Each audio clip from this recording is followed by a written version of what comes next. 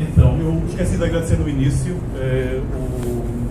o Diogo e o Valdes, que aceitaram prontamente o meu convite para falar um pouquinho nesta sessão. Então agora vou dar a palavra ao Valdes, que está na Universidade Federal do Paraná, e vai falar aí sobre a instrumentação aplicada aos negócios. Obrigado, Canas. Boa tarde. Opa, isso aqui é importante. Gente, hoje eu vou falar com vocês de um assunto antigo, só que tem ganhado bastante visibilidade no contexto de ciência de dados. Então, não vai ser aplicação, vai ser uma narrativa em cima da experimentação voltada para a área de negócios. A gente está aqui dentro de uma turma que conhece muito de experimentação, professor Clarice, professor Paulo, Tiago, o Renato, enfim, são pessoas que trabalham e ensinam sobre experimentação. E dentro da área de ciência de dados, recentemente essa área não tem, recentemente tem, mas antes de eu perceber que tinha, eu estava meio tristonho em relação à grande visibilidade que outras coisas têm ganhado, como machine learning, inteligência artificial e aquilo que talvez seja a minha principal formação, parece que está declinando. E aí encontrei materiais que mostram que na realidade não. E não poderia ser uma palestra dentro de uma sessão temática de ciência de dados se eu não trouxesse um monte de logo de empresas milionárias e bilionárias. Todas essas empresas aqui têm um aspecto em comum, que é o fato delas utilizarem sistematicamente experimentos planejados ou experimentos disciplinados, como alguns livros trazem, para poder desenvolver produtos, serviços e melhorar aquilo que eles entregam para os clientes, aumentar a competitividade, aumentar a lucratividade, uma série de coisas. Isso é pouco comentado porque a experimentação é feita com nós, com os clientes. Tem uma série de questões éticas, alguns dos livros que eu vou mostrar mais adiante abordam esses tipos de questão, mas essas empresas, como muitas outras empresas do setor de tecnologia, fazem muitos experimentos, têm equipes dedicadas à realização de experimentos, e é um pouco sobre isso que eu vou falar hoje.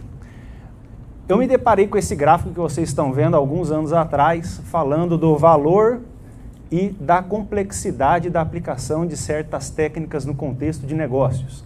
Então, a gente começa com o mais fácil de fazer e que entrega menos valor, que é uma boa análise descritiva, um bom trabalho de business intelligence, Power BI, Shine, gráficos. E esse tipo de técnica visa nos fornecer resposta para a pergunta que é: o que aconteceu no passado? Como é que foi o meu fenômeno?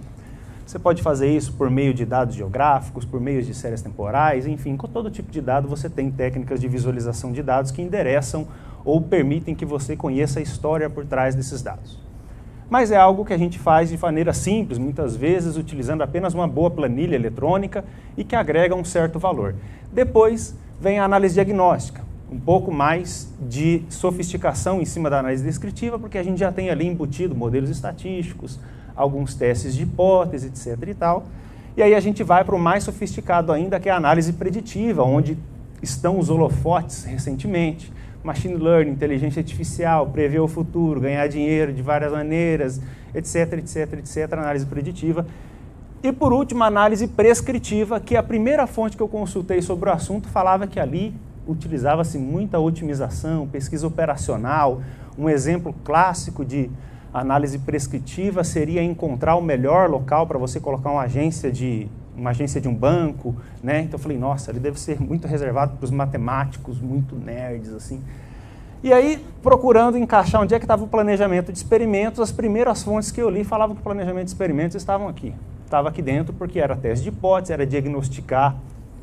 Por exemplo, dentro de um trabalho de controle estatístico de qualidade, era diagnosticar se o seu processo saiu de controle, era encontrar qual era o melhor tratamento. O típico teste AB, que é um exemplo de experimento muito simples, que comparam dois tratamentos, estaria aqui dentro. Você quer testar a hipótese de se a página de vendas concorrente é melhor que a sua página atual, né? Se a sua nova página de vendas é melhor que a sua página anterior. E então era essa a descrição. Eu falei, nossa, fomos superados, existe coisa mais sofisticada, a gente está aqui, a gente ensina um monte de coisa dentro do curso de estatística que subsidia o que a gente faz aqui dentro, inferência estatística, distribuição de probabilidades, um monte de coisa para a gente entender a distribuição de uma estatística de teste, etc.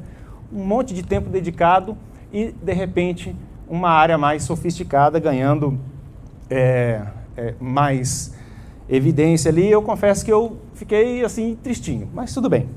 Aí continuei fazendo as minhas buscas, lendo materiais, e eu vou contar para vocês o que aconteceu. Mas vamos pensar, vamos recapitular rapidamente experimentação e experimentação clássica voltada para ciências agrárias. O que a gente tem de contexto? Um contexto onde a gente desfruta de condições que nos permitem fazer bastante controle local. É claro que varia de área para área, na zootecnia, na agronomia, na florestal, mas comparado com o que eu vou mostrar mais adiante, a gente tem muito controle local. A gente tem um ciclo longo de experimentação. A gente tem muito instrumento voltado para a mensuração das características que nos interessam, balanças, instrumentos de medida, até mesmo utilizando imagem computacional. E a gente tem métricas bem definidas, o que faz com que é uma área onde as nossas variáveis de resposta apresentam pouca subjetividade. Quando tem alguma subjetividade, alguma coisa que você está medindo que tem a ver com nota que um usuário dá, né? Nota que o pesquisador dá para a incidência de uma doença, por exemplo. A gente tem os tratamentos quase sempre conduzidos simultaneamente, você instala o experimento todo de uma vez, tem as parcelas dos seus tratamentos e colhe tudo de uma vez lá no final. A gente tem poucos fatores experimentais, é difícil quando passa de 3 fatores, 4 fatores raramente. O nosso ambiente muda lentamente, então assim de um ano para o outro não muda drasticamente as condições de realização de experimento. E, em geral, as amostras são pequenas. Aqui está um exemplo de um quadrado latino, 5 vacas, 5 períodos, as vacas vão trocando de pasto, como vocês podem ver aqui, um exemplozinho muito comum na área agrícola.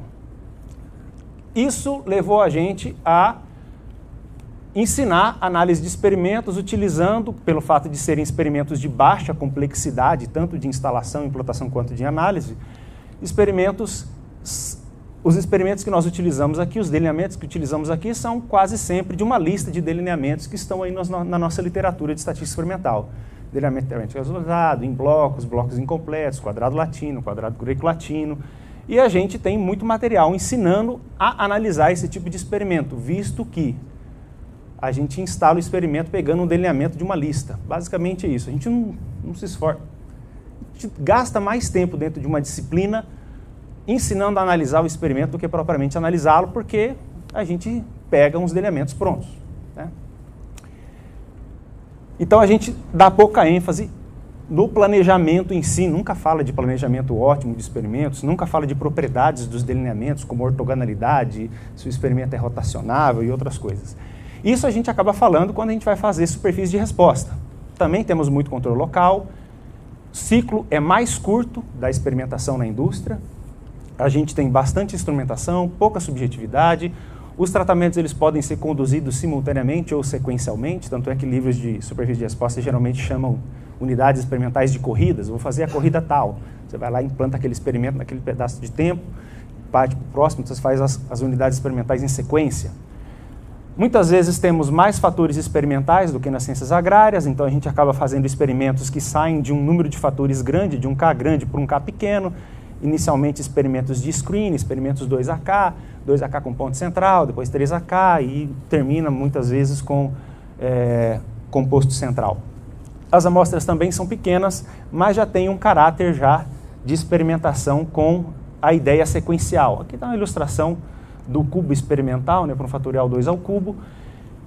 Esses experimentos eles já têm média complexidade, a gente pode utilizar técnicas de confundimento, técnicas de fracionamento, a gente tem ali arranjos fatoriais, 2AK, 3AK, 2AK menos P, que são os experimentos fracionados, delineamento composto central e outros nomes para delineamentos. E dentro de uma disciplina de metodologia de resposta, a gente já fala do alfabeto de otimabilidade, delineamentos D ótimo, A ótimo, e também menciona algumas propriedades de delineamentos, como o experimento ser rotacionável, os efeitos serem ortogonais, e a gente utiliza um pouco de otimização no espaço dos fatores experimentais. Aqui está uma figura que ilustra esse processo sequencial. Eu saio de um experimento aqui, nessa região experimental, ele indica que a melhoria da variável resposta é para essa direção, eu monto outro experimento, monto outro experimento, monto outro experimento, e aí quando eu rejeito a hipótese nula de falta de ajuste, eu acabo instalando um experimento que me permita ajustar efeitos quadráticos e chego no ótimo, né, nas condições de operação ótimas aqui, nas duas variáveis que essa ilustração está apresentando, que é x1 e x2. Então essa é basicamente a narrativa de uma experimentação no contexto industrial, que utiliza mais técnica de regressão ali dentro e já menciona um pouco mais sobre propriedades de delineamentos. Então, uma rápida revisão da experimentação no contexto agrícola e no contexto industrial. E aí, como é que é a experimentação nos negócios? Quais os desafios que nós temos, que coisas que nós aproveitamos, que outras coisas que nós temos que incluir? Então, eu vou mencionar alguns exemplos para depois fazer um resumo de como é a experimentação em contexto de negócios. O primeiro exemplo que eu quero mostrar para vocês, a gente pode simplesmente resolver com as técnicas de metodologia de resposta, que é o exemplo da PhoneHog. PhoneHog era um serviço, como vocês podem ver, uma página de aparência antiga, né? Então isso aqui não é recente, mas era um serviço de inscrição que você fazia em um site que te dava um cupom, um número, para que você pudesse fazer ligações gratuitas de longa distância. Você via alguns anúncios, você era redirecionado para outra página, mas em função daquilo que você fazia no site, você ganhava minutos de descagem longa distância para fazer.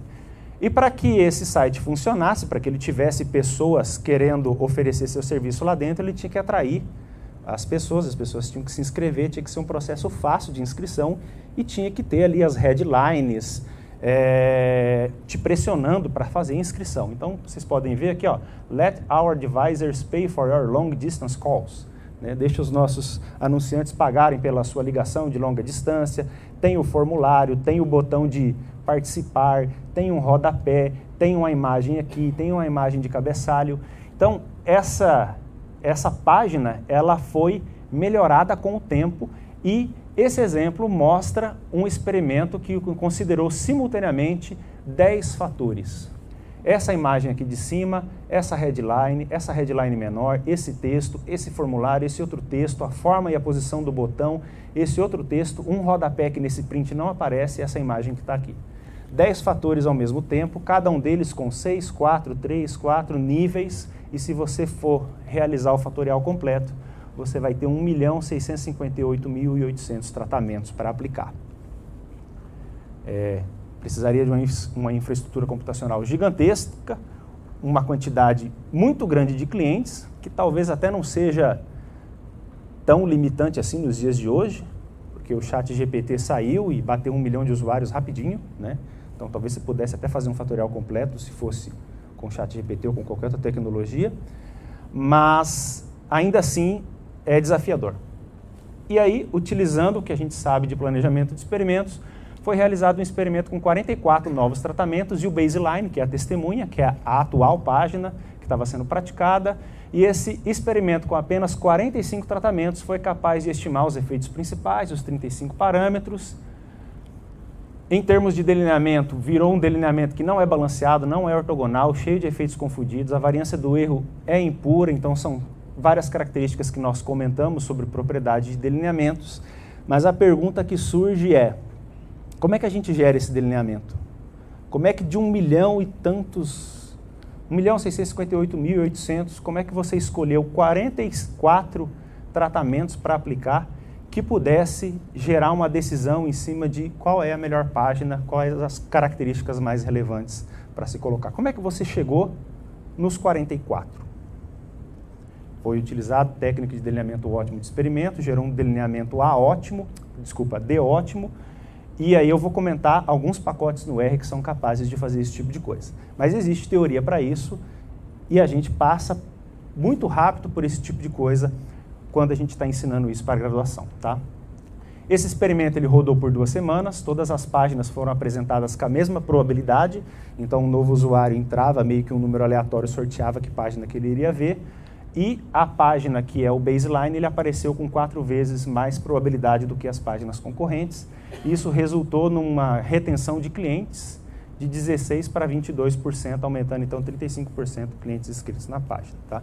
Então, foi um experimento planejado que permitiu elevar a taxa de inscrição, melhorando assim a rentabilidade do serviço que eles ofereciam. Aqui está o quadro de análise de variância, né, com somas de quadrados ajustadas e o gráfico dos efeitos principais para os fatores, a parte de cima da página, a parte de baixo, o headline e outras, até o rodapé da página aqui mostrando quais foram as melhores configurações, né?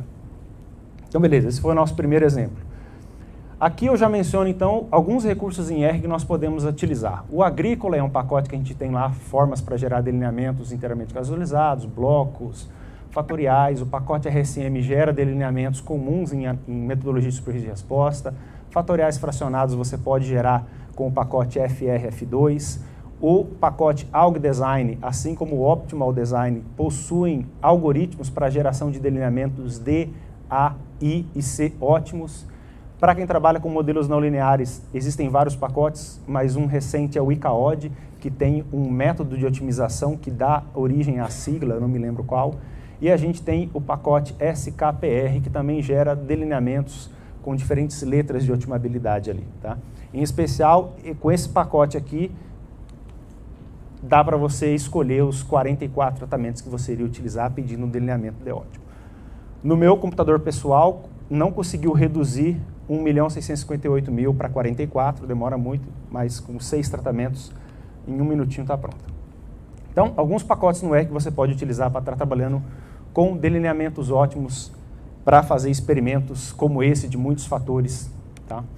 Outro exemplo bastante famoso, virou um documentário, é o exemplo Blackmagic, que foi um documentário feito sobre o time de iatismo da Nova Zelândia, que ganhou a competição de iatismo em 1995, se eu não me engano, ganhou nos Estados Unidos. Por que eles ganharam? Porque eles montaram um time de experimentação e utilizaram tecnologias de design naval. Esse Doug Peterson era um especialista em construção de barcos. Em 1992 ele tinha feito 65 réplicas pequenas, né, miniaturas de barcos para poder testar em túneis de vento, em túneis de água. E eles utilizaram também modelagem e simulação computacional. Aqui estão algumas telas do que pode ser feito com simulação computacional. Né? Possivelmente são telas de softwares depois de 1995, mas em 1995 já tinham esses recursos para você fazer simulação computacional nessa parte mecânica, de dinâmica de fluidos e tudo mais. Então você meio que dimensionava o seu objeto no virtual, no 3D, e fazia experimentos computacionais. Tinham lá as leis da física embarcadas nesses softwares, que sabiam, de acordo com a dimensão, da altura, da largura, o tamanho do tecido, como é que o vento iria passar, e aí você faz as modificações, primeiro em sílica, para depois ir para os experimentos de miniatura, para depois ir para os experimentos em escala média, para depois construir os barcos de verdade. Nesse processo todo, eles fizeram experimentos de maneira iterativa, saindo dos casos em 3D para as miniaturas e aumentando as escalas, envolveu um time de 50 pessoas, de especialistas de todas as áreas, e 200 milhões de dólares empregados para serem o campeão e ganharem uma posição de destaque no iatismo. Então, mais um exemplo do uso da experimentação, nesse caso, utilizando softwares de modelagem e simulação computacional para aprimorar um produto que, no caso, eram as embarcações ali do esporte, que era o iatismo. Esses experimentos em sílica, eles são bastante comuns nessa área industrial. Recentemente eu conversei com um aluno da UTFPR que ele estava desenvolvendo um pacote de baterias para usar em drones de aplicação agrícola. E ele estava desenvolvendo um esquema de resfriamento dessas baterias com parafina para que você conseguisse utilizar a bateria rápido e principalmente recarregá-la logo em seguida, para que com poucas baterias com 3 baterias você fizesse as suas aplicações agrícolas e não parasse. Basicamente essa é a história. E todo o trabalho dele, ele estava com a dúvida em questão de delineamento experimental, experimentos fatoriais fracionados, e aí, quando ele foi mostrar os experimentos, todos os experimentos tinham sido feitos no computador, num servidor que ele tinha na universidade, que basicamente ele montava o 3D com as pilhas, e ali tinha os modelos da física de dissipação de calor. Essa aqui não é a foto do problema dele, né? O problema dele as baterias são retangulares e tem parafina. E o que ele variou foi a espessura dessa parafina, a altura do pacote, quantas baterias, distância de uma para outra, para poder ganhar tempo e chegar no que seria o modelo mais interessante para ir para a produção no mundo real, né?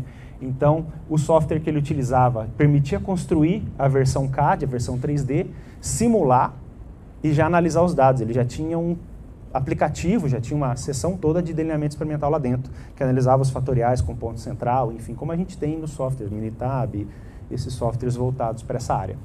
Então, achei bem interessante. E aí, na engenharia espacial, na Fórmula 1, esse tipo de experimento é utilizado bastante, né? Então, alguns softwares que fazem isso é o ANSYS Mechanical, Autodesk, SolidWorks e outros. Então, experimentação em sílica. E aí, é comum trabalhar nessa área com metodologia de superfície de resposta, e uma técnica que tem sido muito utilizada recentemente é o processo gaussiano, tá? Mas, em função do tempo, eu vou comentar menos sobre isso.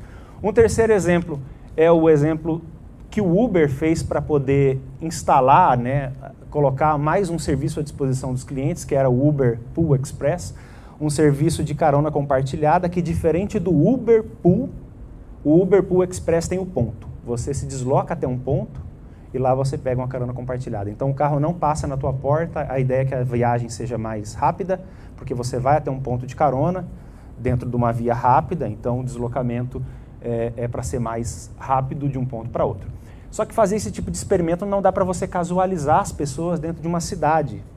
Certos motoristas vão ter a opção de pegar passageiros assim, outros motoristas não. Certos passageiros vão ter a opção de utilizar esse tipo de viagem, outros não. Não dá, fica muito complicado a casualização. Você reduziria pela metade o número de motoristas que pode te levar, caso você seja sorteado para um lado ou para o outro, enfim, então fica complicado, sem falar que esse tipo de experimento sobre produtos dentro de um mercado apresenta um problema muito conhecido dos economistas, que é o spillover effects. Basicamente, respinga nos outros tratamentos. É como se você tivesse dois tipos de aula, uma turma assiste a aula só com vídeo, outra turma assiste a aula com vídeo e ganha uma lista de exercícios. Lá do lado de fora, os alunos passam a lista de um para o outro, meio que o spillover effect. Vaza. Não é exatamente isso que acontece no Uber, mas quando você está trabalhando a nível de mercado, você tem que fazer experimentos que isolem um mercado do outro. Então, esse experimento ele foi feito em cidades inteiras. Uma cidade inteira recebeu o Uber Pool Express no aplicativo, outra cidade não. E aí, como se fossem blocados. Então, o experimento foi feito numa cidade inteira. Esse time era composto de um doutor em economia, com mais um time de ciência de dados. Foi realizado em 6 cidades. E aí, o Uber Express Pool foi introduzido com segurança por conta da experimentação. Porque uma das principais preocupações deles era se a inclusão desse serviço no Uber não iria gerar canibalismo, se esse tipo de produto não iria pegar toda a receita para ele e diminuir a receita do UberX, do Uber Select, do Uber Black, e aí no final das contas, com esse novo produto, você iria diminuir a sua receita geral. Essa era a preocupação. Então, fazendo o experimento, eles puderam comprovar se havia viabilidade financeira em introduzir esse tipo de modalidade de corrida compartilhada com ponto de subida, né? Então, esse é o caso do Uber Pool Express. E aí tem uma frase do economista-chefe desse experimento, que o conjunto correto de parâmetros provavelmente difere de uma cidade para outra, possivelmente difere do horário, às vezes é viável em horários de pico, às vezes não é viável à noite, e isso faz a experimentação muito mais desafiadora. Então, os experimentos na área de negócios, eles são desafiadores, assim como são os outros, mas pelo fato de se trabalhar com bastante tecnologia e fazer produtos para seres humanos que são bem mais imprevisíveis do que contextos industriais e contextos agronômicos, o desafio é maior. Outras coisas que eles descobriram com a experimentação: a gorjeta que você pode dar no aplicativo é pouco utilizada e não muda o comportamento do motorista. O motorista não vai deixar de fazer uma corrida porque ele ganhou gorjeta ou aumentou R$50 no dia porque ganhou corrida. Ele não vai diminuir o número de corridas que ele faz. O cupom de desconto após uma experiência ruim de um usuário, se você dá o cupom de desconto para ele, você aumenta a chance dele voltar a utilizar o serviço, evitando então que o usuário passe a utilizar outro serviço de aplicativo de deslocamento, né? Então, a experimentação em negócios, ela tem baixo controle local, tem alta densidade causal, são muitas variáveis que podem interferir, você não consegue controlar todas simultaneamente, suas métricas não necessariamente são óbvias, muitas delas são subjetivas, então você tem que trabalhar muito na engenharia desse KPI, dessa métrica de maior importância, para saber se você está realmente medindo algo que é núcleo para o negócio. Muitas variáveis de confundimento, então técnicas como as que a gente vê em análise de covariância são muito bem-vindas aqui para evitar o efeito de confundimento dessas variáveis não controladas. Os ciclos de experimentação são curtos, o aprendizado tem que ser rápido porque o ambiente é muito competitivo. Então tem esse caráter evolucionário como tem nas empresas, tá? Porque a competitividade é muito grande e esse ambiente é muito dinâmico, está em constante transformação. De uma hora para outra um concorrente lança um novo produto, aquele spillover effect te afeta, você diminui a rentabilidade, você tem que dar uma resposta imediata, criar um novo produto, criar uma maneira de reter seu cliente. Requer validade externa, então se você quer fazer um experimento, ver um resultado que seja generalizado na prática. Descobriu que um tamanho de efeito vale 2, quando você implantar aquele produto, aquele efeito tem que se confirmar. Então você tem que ter uma amostragem correta de clientes para colocar nesses seus experimentos, para não ter vieses de seleção, tá? E, obviamente, que requer cultura da empresa em constância. Aqui estão alguns livros, os dois de cima são livros não tão acadêmicos assim, cheios das histórias. As histórias que eu contei vieram desses dois livros. E esses dois livros aqui, esse muito possivelmente eu vou adotar partes dele no curso de Metodologia de Superfície de Resposta. Esses dois aqui mostram a experimentação nesse contexto mais contemporâneo e com muitas aplicações voltadas para negócios, principalmente esse, tá? Quais são os fatores para o sucesso da experimentação? O livro menciona, A Cultura da Experimentação, esse aqui, Experimentation Works, menciona a roda da experimentação, gerar hipóteses testáveis, fazer os experimentos planejados, aprender com eles e se manter dentro dessa roda realizando continuamente experimentos. Outras coisas que ele destaca para que os experimentos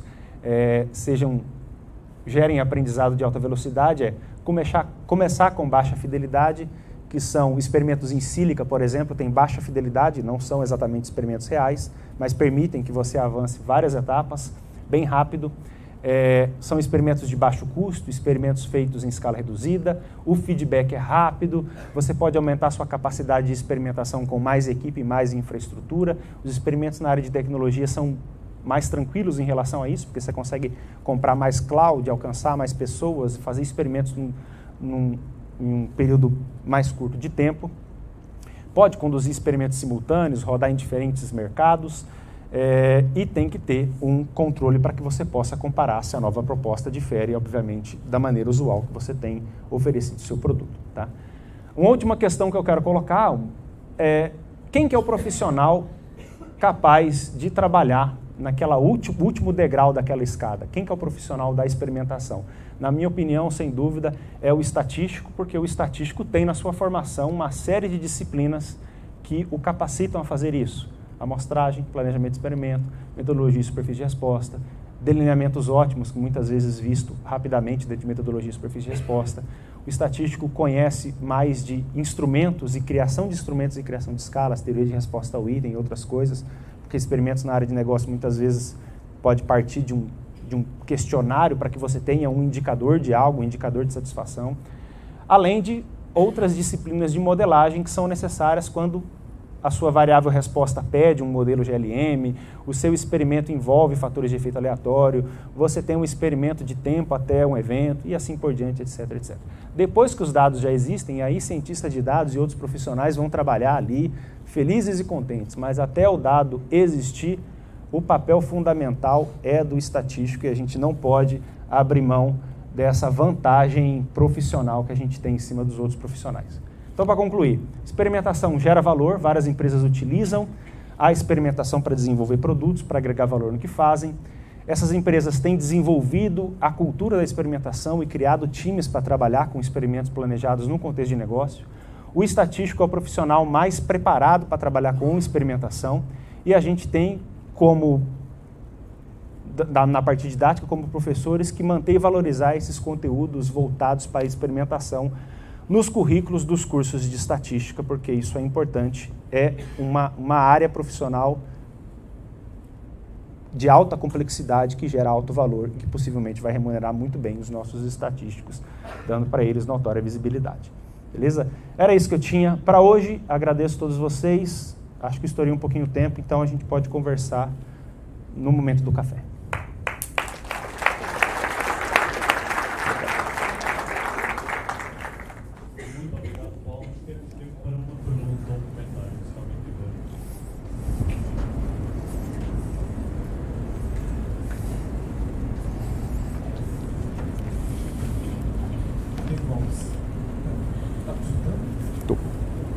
Estou. Obrigado.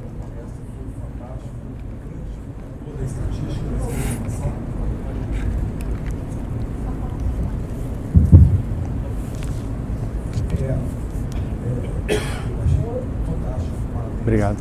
Eu gostaria só de uma parte, naquele seu primeiro exemplo de nome que fiz com a escola, uma pergunta simples. Primeiro que eu não entendi qual que é a resposta que estava sendo medida. Era a taxa de inscrição. Esse formulário aqui é para a pessoa interessada em fazer as ligações se inscrever. Então a pessoa visita o site, com base no que ela olha, ela fala, quero ou não quero? Mas então é binária a resposta, né? É binária a resposta. Cada usuário. Aí no final vai gerar número de visitantes, total de cliques, e aí a variável resposta é esse CTR, né? Click-through rate, taxa de inscrição. Tá. Aí só uma pergunta básica. Você falou que, na verdade, 1.600.000, você passou para 44 combinações que você chamou de tratamento, mais a linha de base. Tá certo? Você falou que demorou 2 semanas, eu imagino que essas 2 semanas que demorou deve ter sido exatamente um delineamento ótimo para chegar nessas 44. Não, 2 semanas não foi para chegar nos 44, isso aí você chega em 2 minutos. O experimento durou 2 semanas. O experimento durou 2 semanas. A análise desses dados é 30 segundos. Sim, sim. Agora só dá uma ideia bem geral de qual que é o delineamento ótimo que você faz para 1.600.000 chegar na 44. Basicamente, você quer estimar os efeitos principais, que é o que vai dar com 44, né? Então, esse delineamento ótimo, ele vai ser um delineamento em que as frequências dos níveis vão estar próximas umas das outras. Quando você gera aqueles 44, que você pede para contar, quantas vezes cada nível do fator A apareceu, do B, do C, do D, as frequências estão próximas. Então, meio que ele é balanceado marginalmente. Então, o primeiro fator tem 6 níveis. Em 44 ocorrências vai estar próximo a mesma frequência.